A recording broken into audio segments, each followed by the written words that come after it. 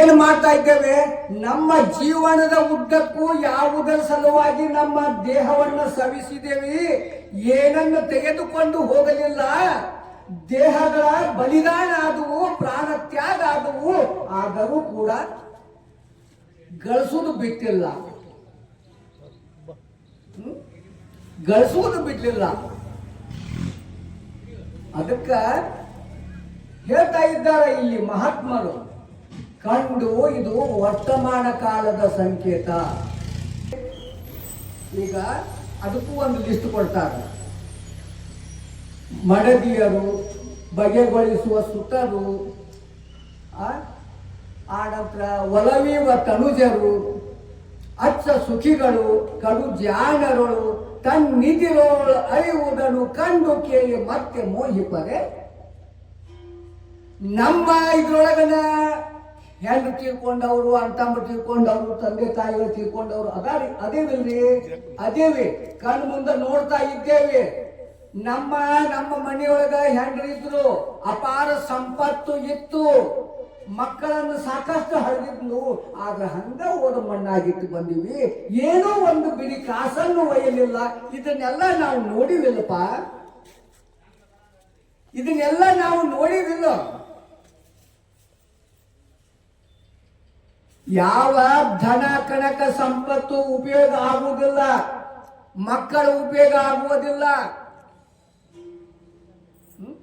ಅದಕ್ಕ ಹೇಳ್ತಾ ಇದ್ದಾರೆ, ಯಾವ ಭಾರತ ದೇಶದ ಮಾಜಿ ಪ್ರಧಾನಿ ಇಂದಿರಾ ಗಾಂಧಿ ಅಂತಕ್ಕಂಥವ್ರು ಭಾರತ ದೇಶದ ಪ್ರಧಾನಿ ಇದ್ದಾಗ ಒಬ್ಬ ಮಗ ಏನಾದ್ರಿ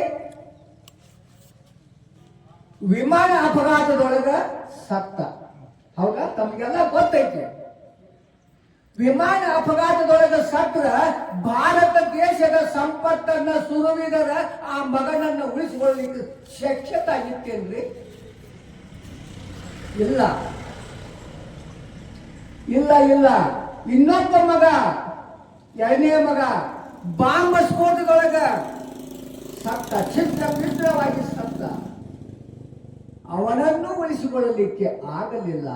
ಅಂದ ಬಳಿಕ ನಾವು ಕಣ್ಣುಂಡ ಇವನ್ನೆಲ್ಲ ನೋಡಿಯೂ ಕೂಡ ಮತ್ತೆ ಏನ್ ಮಾಡ್ತೀವಿ? ಹಗಲ ಕಂಡ ಬಾವಿನ ರಾತ್ರಿ ಬೆಳಕು. ಮತ್ತೆ ಮೋಹಿಪರೆ ಬಲ್ಲವರು ನಗದೇನಪ್ಪ ಇದು ಮಾಡ್ತಕ್ಕಂಥದ್ದು. ಅದಕ್ಕೆ ಒಂದು ಲಿಸ್ಟ್ ಕೊಡ್ತಾರೆ. ಎಂಥ ಅಚಿರತ ಮಹಾರಥರಾಗಿ ಹೋದರು. ಅಚಿರತ ಮಹಾರಥರು ಸಾಮಾನ್ಯರಲ್ಲ. ಬಲಿ, ವಾಲಿ, ಕಲಿ, ಕೌರವ, ಕರ್ಣ, ರಾಮ, ರಘು, ನಳ, ನಹುಷ, ದಶರಥ, ಬಲಿಭದ್ರ, ಸಗರ, ದಶರಥ, ಕಲಿಪಾರ್ಥ. ಏನಾದ್ರೂ ಇವರೆಲ್ಲರ ಕಥೆ ಕೇಳಿ ಇಲ್ಲ ನೀನು?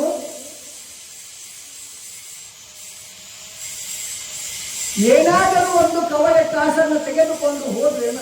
ಮಕ್ಕಳಿದ್ದರೂ ಉಪಯೋಗ ಆಗಲಿಲ್ಲ, ಧನ ಕನಕ ಸಂಪತ್ತು ಇದ್ದರೂ ಉಪಯೋಗ ಆಗಲಿಲ್ಲ.